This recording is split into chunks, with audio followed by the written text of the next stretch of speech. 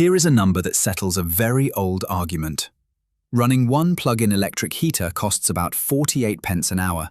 Heating your entire house with gas costs about 64, so the heater wins. Except switch on a second heater in a second room and you are suddenly paying 95 pence an hour, and you have lost, badly, to the boiler you were trying to avoid. One heater beats the house. Two heaters lose to it. That single line decides this for almost everybody, and almost nobody knows it. Meet Anna and meet Ben. This is Spend It Once. You are about to spend serious money, so let's make sure you understand exactly what you are buying. So, is it cheaper to heat one room? That question has no single answer, and anyone who gives you a flat yes or no has not done the sum. The honest question is narrower. What does it cost me, per hour, to keep the rooms I'm actually in warm enough? And that sum has 4 inputs. The price gap between electricity and gas, which is bigger than almost anyone realizes. How many rooms you genuinely occupy at once. How fast the warm room leaks its heat into the cold house around it, and whether the boiler is already running anyway, which changes everything. Get those 4 right, and this stops being an argument. So, let's take them one at a time, with Anna and Ben. Number 1, and everything else hangs off it. What a unit of energy costs. In Britain today, electricity runs about 24 pence a unit. Gas runs about 6. Electricity is roughly 4 times the price of gas for the same unit of energy. Energy people call that the spark gap, and it is the single most important number in home heating. Now, here is the part that fools people, and it fools clever people. Every plug-in electric heater is 100% efficient. The fan heaters, the oil-filled radiators, the panels, all of them. Plug in 2 kilowatts, get 2 kilowatts of heat, nothing wasted up a flue. The one exception is a heat pump, which moves heat rather than making it and can beat 100% several times over. But that is a different machine and a different episode. A gas boiler is only about 90% efficient, so the electric heater is the better machine. And it is still the more expensive way to heat because you are buying a fuel that costs 4 times as much. Efficiency tells you how much of the fuel becomes heat. It tells you nothing about what that heat costs. In the United States, the gap is similar, 17 cents against 5. In Germany, it is narrower, and that narrower gap is exactly why electric heating makes more sense there than it does here. Number 2 is the one that actually decides it. How many rooms you are in. Run the arithmetic. One 2 kilowatt heater at 24 pence a unit costs about 48 pence an hour.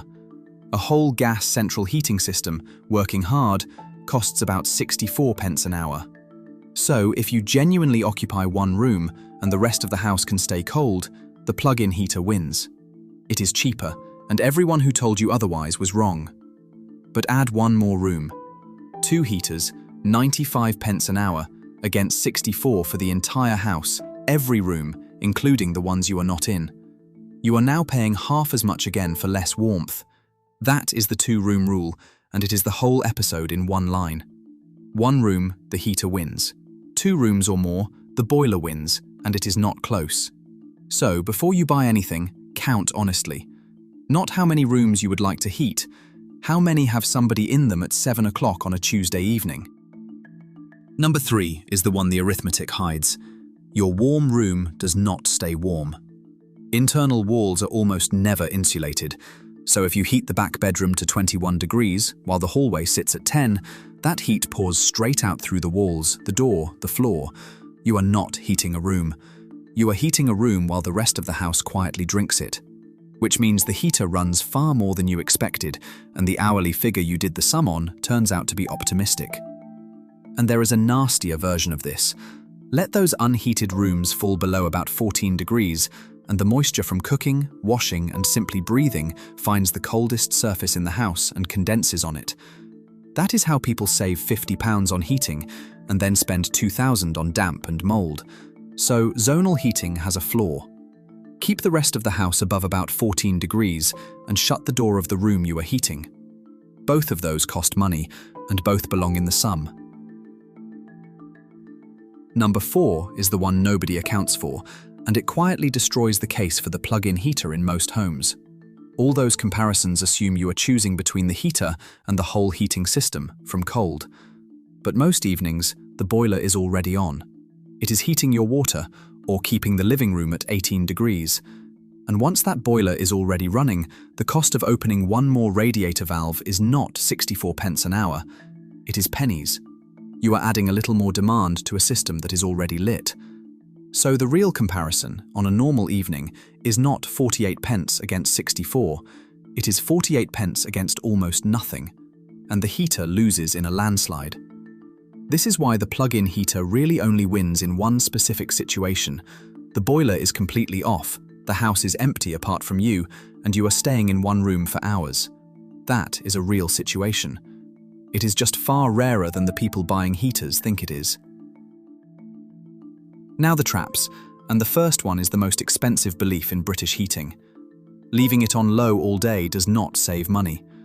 A house leaks heat faster the bigger the gap between inside and outside, so holding 20 degrees for 24 hours always costs more than reaching 20 degrees for the 5 hours you are actually there. Heat when you need it. Trap 2. Your smart meter saves you nothing. It is a display. It shows you the number, it does not change it. The device that actually saves money is a smart radiator valve, which stops you heating the spare room nobody has slept in since March. Trap 3, and this one costs hundreds, the designer panel. A £500 glass infrared panel and a £25 fan heater, both rated 2 kilowatts, produce exactly the same heat for exactly the same money. You are buying the way it looks on the wall, not the physics. And the same goes for oil-filled radiators versus fan heaters.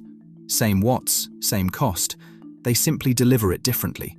The fan heater fast and directional, the oil-filled slow and steady. Finally, the genuinely cheap trick everyone forgets. Heat the person, not the room. An electric blanket costs about 2 pence an hour, 2 pence, against 48 for the heater.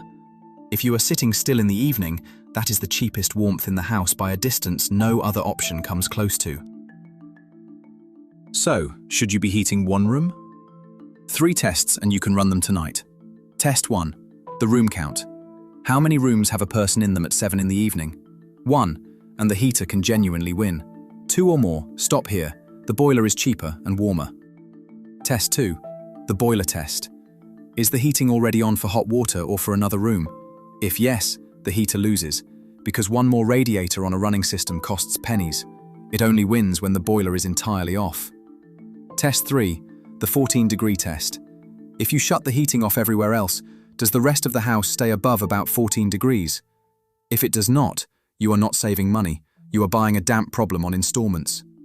Anna heats 3 rooms in a family house with the boiler switched off, so she pays more than central heating would have cost and gets mold in the back bedroom. Ben works alone in one room all day with the boiler off until evening, so for him, the heater is genuinely the cheapest warmth in the house. Same heater. Run your own 3 tests, and you will know which one you are. The shape of the money, our 2 homes. Ben sits in one room on his own from 9 until 6 with the boiler off. One heater, 48 pence an hour, and the rest of the house stays shut and cool but not cold. He saves real money against firing the whole system for one person. Anna switches the boiler off to save, then warms the kitchen, the living room and a bedroom, because that is where her family actually is. 3 heaters, and she is paying well over £1 an hour to be colder than central heating would have made her, and the back bedroom starts to bloom with mold in February. Not because one of them is smarter, because one of them has 1 occupied room and the other has 3. You now know the 4 numbers that tell you which house is yours. So here is the whole game. The heater was never the villain, and it was never the hero either. It is a tool that wins in one narrow situation and loses badly everywhere else. 1 occupied room, boiler off, door shut, rest of the house above 14 degrees, and it is genuinely the cheapest warmth you can buy. 2 rooms, or a boiler that is already running, and you are paying a premium to be colder.